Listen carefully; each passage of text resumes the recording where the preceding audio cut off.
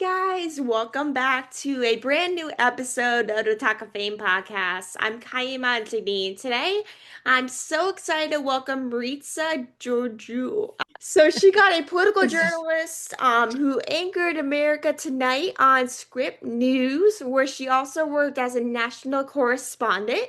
She spent years at NBC Montana, where she specialized in COVID-19, politics, and wildfire coverage. And she's mostly known for her reporting on the planned removal of USPS blue collection boxes before the 2020 election, which earned her the 2021 Walter Cronkite Award for excellence in television political journalism. She is currently co-host of the Grounded podcast with former Senator Jon Tester. Grounded is about more than just deciphering the headlines. It's about hearing from change makers, sharing insider insight, and leaving each episode with a roadmap forward.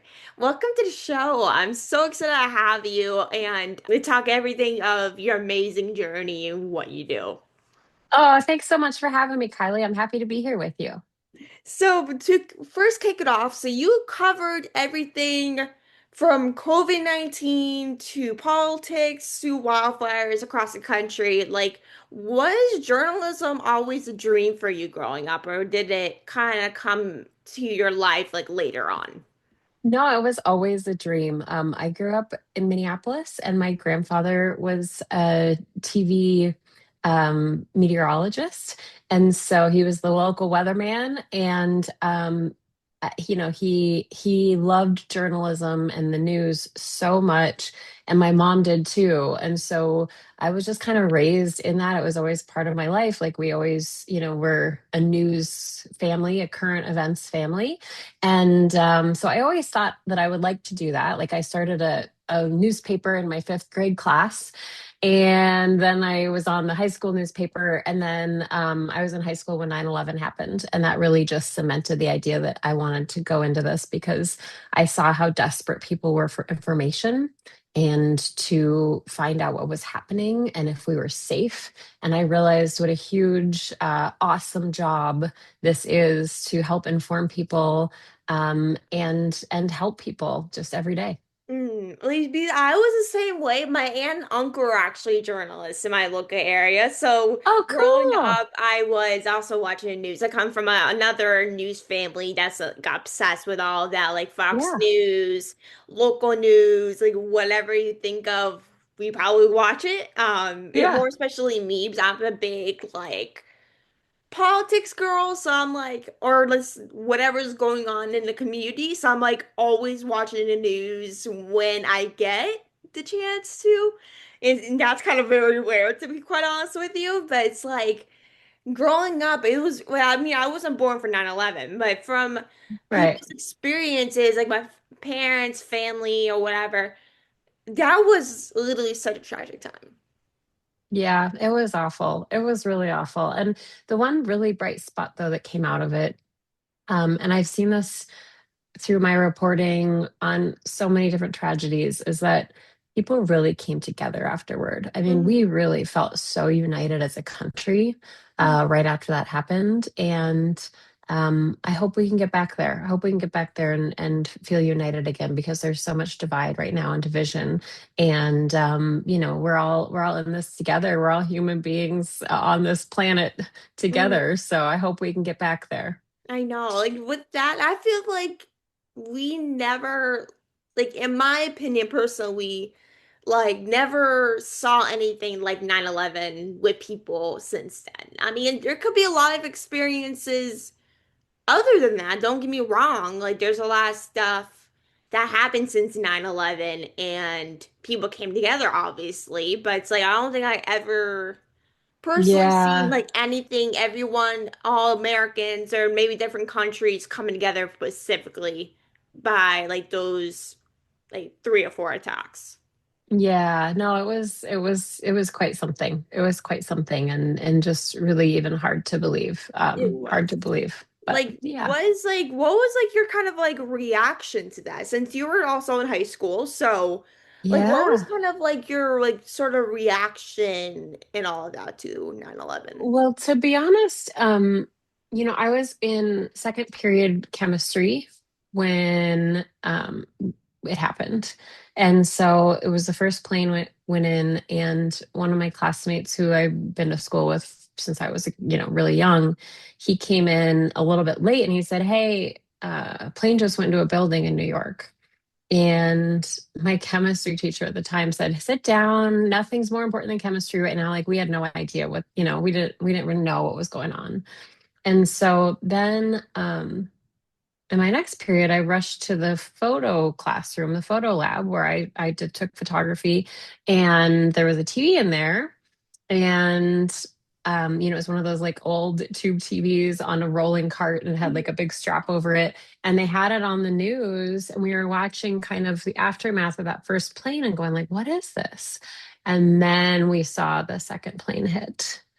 And as soon as we saw the second plane hit, it was like, oh, this wasn't an accident. This wasn't, this seems intentional. Then we started hearing more about, Flight 93 and all of that other, just the other issues, the Pentagon. So, immediately I just was so naive. I was well, I think I was 16 years old.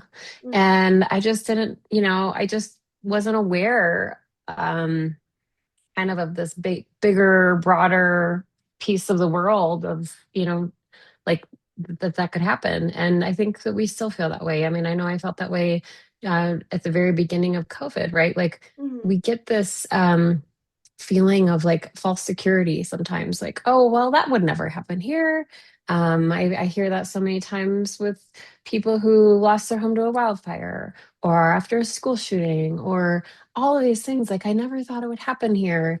And so it was just kind of something to process. And I don't think I really put together until, maybe a few days later, like how big of a deal it was. My mom was just glued to the TV. Like she Mhm. couldn't get enough. She just like wanted to know what was going on, what they found out, every breaking moment. Like, are we safe? What's coming next? What are we going to do? And so, yeah, it was a surreal time. And, certainly having lived the life I've lived now, being on the other side of that 25 years later, um, man, I can't even imagine what that would look like if, to be the age I am now to process that. I think it would Mhm. be much harder because, I was just naive at the time. But I remember Mhm. knowing that it was a really big deal. Like, imagine if it wasn't then and it happened now, like in 2026. Like, I wonder if it would have happened now, how people would react. Like, comparing if it was like 2001, like television and all of that was kind of, processing. Like, we didn't really have like cell phones, social media, so no one We had cell really, phones. We didn't have but smartphones. yeah, We like had cell phones smartphones, though. yeah. But yeah, I mean, I think it is interesting. I mean, that kind of speaks to the divide I was talking about. No matter what news story is happening right now in the world, um, you go on social media and there's division and conspiracy theories and so many takes on one different thing. And I don't know what that would look like. And I hope we don't find out. I hope we don't find out. But it was, yeah, everything through the lens of social media and technology looks completely different. And I don't know, like my son is about to go into high school this year, and I just can't even imagine going through high school with social media. I mean, It's hard. It's I very bet. hard. I'm I going to be a bet. sophomore in college. So when I was in high school, like, part Yeah. of me was like, I'm glad we have social media to like talk to family, friends, or whatever. But a part of me is like, social media is so toxic. Like, it also depends on like specifically what you like and follow up, obviously. But it's like, whatever you do, you always feel self-conscious about something that people post. Yeah. Well, let me give you some old lady advice here because I remember feeling that way and I've certainly felt that way as an adult, but um like everybody has those moments. Everybody has those moments where they feel like, oh, was that silly or was that dorky or did I say something that was, silly or did I embarrass myself? And we all have those moments. And I think that once I hit my 40s, I really started to just come into myself and just own that really solidly. Like, I'm out here, I lead with kindness, I'm doing the best I can. We're all big dorks trying to figure out like what this world is anyway and how we navigate it. So be yourself and just don't worry so much about, being self-conscious because everyone brings so many wonderful things to the table. Exactly. And I know with social media, it kind of can be such a I don't want to say misconception, but it's like it could lead you to thinking something you're not. And Totally. like Absolutely. And like and everyone's putting out a curated selection of what they want people to see. And our lives are messier than that. And I love when people are just real on social media and show us the good and the bad. It also is worth noting, like I come from a time when we didn't share every single thing about our lives mhm, publicly like that. So, we don't have to share absolutely everything, but keep in mind when you're comparing yourself to other accounts you see or people that you see posting, like, you're seeing a specific side that they're curating for you to see, and mhm. you're not seeing the full picture. So I try to keep that in mind with people too.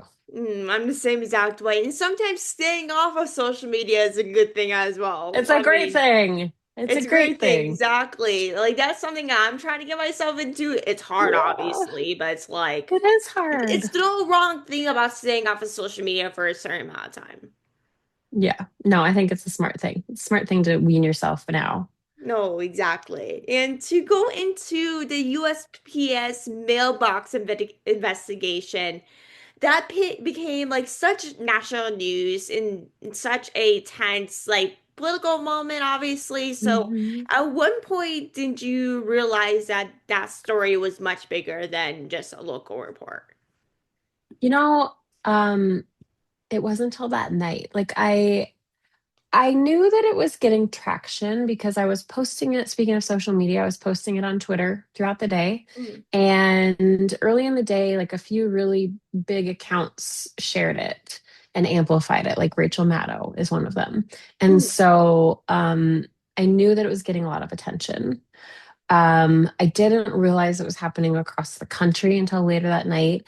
And it wasn't until like the United States Postal Service wrote back and confirmed to me that at a national level, they were going to stop removing those blue boxes until after the 2020 general election.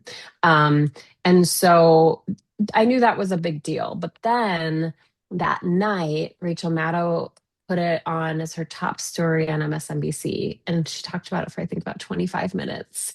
And my phone just went crazy. I mean, I for 3 days, my phone didn't stop. It was so surreal and exciting and confusing and like all these people, talking about my story and what we uncovered and what we found. And like it was great. We saw the pushback worked, that like information helped people understand something that was happening in their community. And they spoke up. Our congressional delegation wrote to the Postmaster General and said, hey, what's going on? We need answers here. And so it really showed that people coming together can make a difference when something's happening that just doesn't quite sit right. And I'll say, the USPS removes blue mailboxes all the time. oh, What was different do they? about they do, but what was different about that case is that they were removing them in mass amounts all at once without any notice. And so there are certain rules and protocols, and I became like a blue box expert after that story because there are certain rules and protocols that they're supposed to go through before they remove one. They do what's Mhm. called density tests to see how much mail circles through that mailbox on average in a given week, and if it's still like worth the time and valuable to the whole mail system to keep it there. But they have to do these density tests. There are certain thresholds, there are certain rules that exempt mailboxes from being removed. Like if they're in front of a, senior center, or if they are on like a high traffic thoroughfare, certain things. And so these boxes did not fit those thresholds, and they were removed without notice. And you have to give 30 days notice to be able to remove those. So, they stopped the practice till after the election. That was during COVID. It was an all mail in election here in Montana, and in many other places, people are relying on the mail to vote. And voting is like one of those things, like a foundation of our democracy. And so it was a crazy story. I still can't believe, like, when I go through the events, like I had no idea it was as big, it was going to be as big of a story as it became. Mhm. But it really opened up a lot of doors for me. I love that. And I feel like with the 2020 election, it was obviously different than previous elections and elections now, especially with the primaries in some states, governor races, all of that. I know, with Pennsylvania, it's very huge, like one of the swing states. But back then, like before the election, like we didn't have like mail-in ballots until the pandemic hit.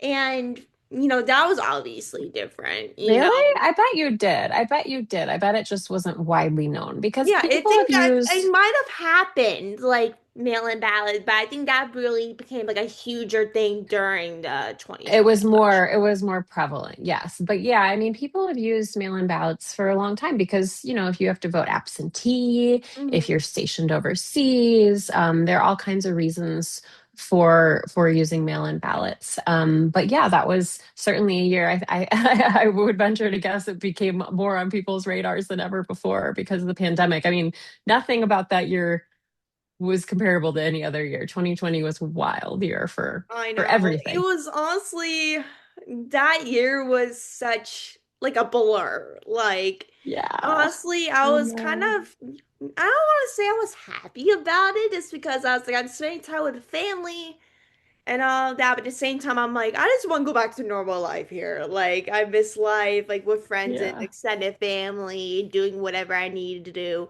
But that year was like such a blur to the point where you're just like, I just go want to go back to normal life. And a lot of things changed during that time. Totally. Totally. I mean, yeah, a lot of things never really quite went back to the way it was before. But I think you're right. There were silver linings. I loved being able to work from home with my son and spend more time with him, and, just like focus on things that mattered a little bit more than like busy lives that we all had before. But yeah, it was really hard. There were things that were really hard. We missed a lot. No, yeah. And to kind of wrap up this sort of episode, like you're the whole host of Grounded with Jon Tester. Yeah. He has been, how has podcasting been different from like the traditional television reporting that you're like much used to? Well, it's really fun. I mean, um, with podcasting and just kind of this like internet presence, um, anything really goes. We get to control what we want to talk about and how long it goes, and if swear words are involved, or who our guests are. Like, we're just kind of making the rules as we go. And it's a little bit scary because you enter into the unknown. I mean, I had no idea. I didn't know the first thing about podcasting when we launched into this, and we just really built the plane as we flew it, and we're still doing that in many ways. But it's also been just like such a fun experience to not only learn something new, but really to like form this friendship and a relationship with Jon Tester. I mean, I had a professional relationship with him before. I covered him while he was in the Senate for 18 years. But to collaborate with him in this way and really form a friendship and get creative, like what could we do, or who could we have on, or what are some good questions, or what are the topics we need to hit on this week, and that's just been really fun. And then some of our guests, like they're we've had so many incredible guests. I just can't even believe the people that have said yes to coming onto our show. So it's been really great, a great way to flex our creative muscle. And also, just trying to help people be informed, which has always been kind of my driving force. Like, how can we help? How can we help you understand things? How can we make sense of things? And we've had just incredible feedback. Plus, like podcasts, if you're listening traditionally and you're not watching it and you're listening, I've had people say, like, there's something really intimate and personal about listening to podcasts in your ear, like with headphones. Like you're just in that little space with that person, and it's different from just watching TV. Like it feels a little bit more, I don't know, personal and close. So it's been Mhm. it's been really fun. It is. Like where was he a senator? Like was he in Minneapolis or what state was he in? No, he was a US senator from Montana, one of our two US senators, and Oh. he served 3 terms, 18 years, and he lost his election in 2024, his reelection. Oh, I was like, what? Like, where did he like cover? And I was like, I kind of assumed Montana since that's where you currently live now. But I Yeah. was like, oh, Yeah, is he I from a mean, different state? he was a high-ranking member of the United States Senate, and he chaired several committees, and did a lot of work for veterans. That was kind of his baby, and he's also a full-time farmer. He still has a farm in Montana, and so he maintained that, and now he's just kind of back to he's doing the podcast and living back on the farm full time. So That's crazy. A farm? Like, that's a usual Montana thing. yeah, yeah. But I think that's the best way to kind of wrap up this episode. But I thank you so much for coming on joining us today out of your busy schedule. It means so much. And I love having you on. And thank you for everything you do. It means so much. Oh, thank you, Kylie. I hope you have a great day. Same to you as well. And I'll talk to you guys very soon. Make sure to like, subscribe, and review, and I'll talk to you guys very soon.